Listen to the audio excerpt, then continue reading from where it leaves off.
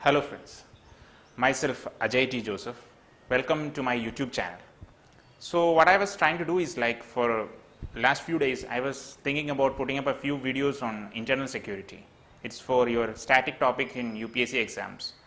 It's about regarding internal security and some issues regarding India and China. So in this small video now, what we are going to discuss is about the Indo-China War of 1962. And recently we see, even in current affairs also, some skirmishes are happening in India and China in Ladakh. So we will just see the background and what are the lessons that we learned from the debacle of 1962. So we will just look into that 1962 Indo-China War.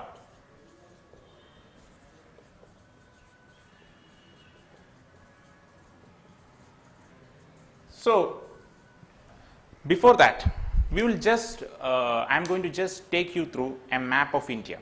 I am not going to draw the entire map, but I am going to draw the northeastern boundary, especially starting from the Kashmir region to the Arunachal Pradesh region. So you will just go through the map and then you will be able to understand things better.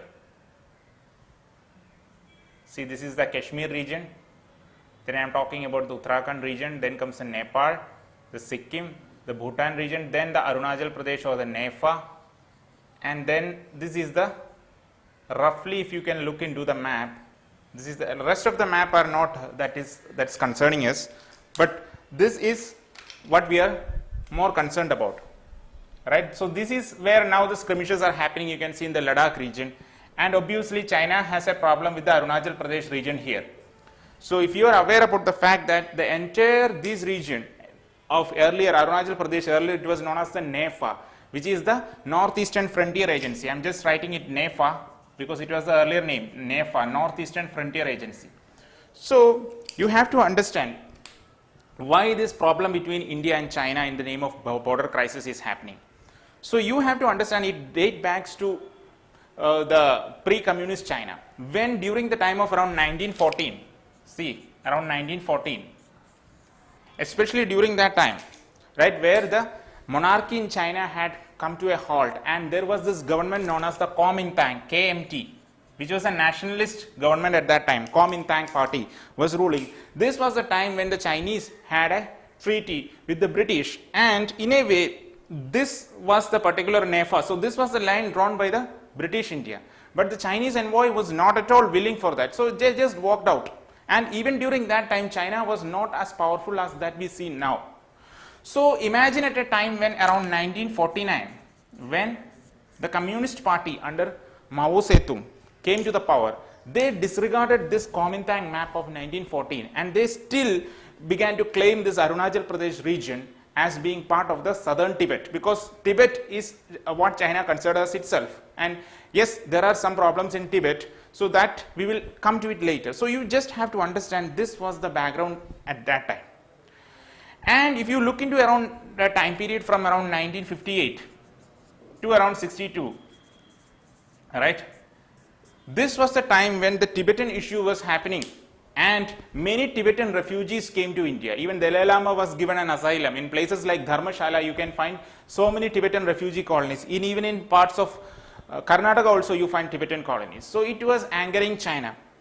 And you have to understand one more thing. During the course of war, most of the fighting, it happened somewhat around here and also it happened somewhat around here. These regions were. But India had the worst debacle in this region, not in this region. That is our main idea of discussion. Because in this region, we were able to push back Chinese to a certain extent. And you know that, see, if you look into this, this is technically the map of India, but actually the places controlled by India is somewhat like this, right? So this is what you called as the China occupied Kashmir, and this is the Pakistan occupied Kashmir, right? This is what actually the India, we cannot literally say that Indian occupied Kashmir, but this is technically the area we have control in. So this is the Aksai Chin. This was earlier with Chinese also, but we draw the map like this. So, but here we were able to successfully defend ourselves. But when it comes to this NEFA region or the Northeastern Frontier Agency, the Chinese had entirely taken over this region of Arunachal Pradesh and they were even marching towards Tezpur, that is in Assam. So imagine, it was a huge military defeat for India. You can see the worst debacle. Imagine, look at the size of the entire state of Arunachal Pradesh and Chinese army easily marching through. And now we are going to discuss why it happened, and now why it is not that easier for the Chinese at present. Because you have to understand these tribal regions, right, whether it was Nepha, so this was Arunachal Pradesh, and if you see this is Nagaland here, there will be Manipur here, and I am saying Mizoram. These regions, although were part of India, were given a separate status even from the time of the British itself. And this was continued even after independence. So I am talking about from 1873 onwards, there was something known as the Bengal Eastern Frontier Regulation Act, BEFR, right. This was started by the Viceroy's Executive Council, and the person responsible for it was known as Arthur Hobhouse.